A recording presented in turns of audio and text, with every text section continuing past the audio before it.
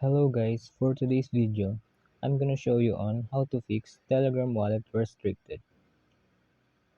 Today I'm gonna show you some methods on how to unrestrict your wallet. First is we open our Telegram app, then we go to settings, scroll down and we choose this as a question.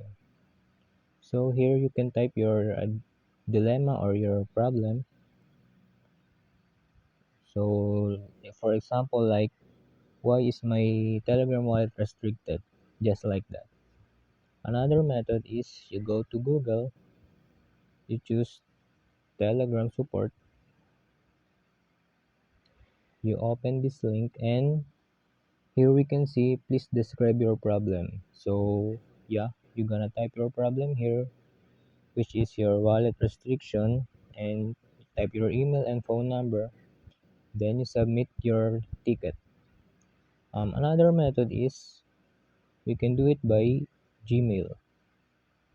So let's compose an email to spam at telegram.org.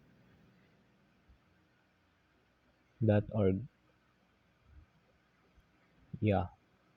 So yeah, we compose our email or just why is our wallet restricted, and after that wait for some couple of days, then you're all good.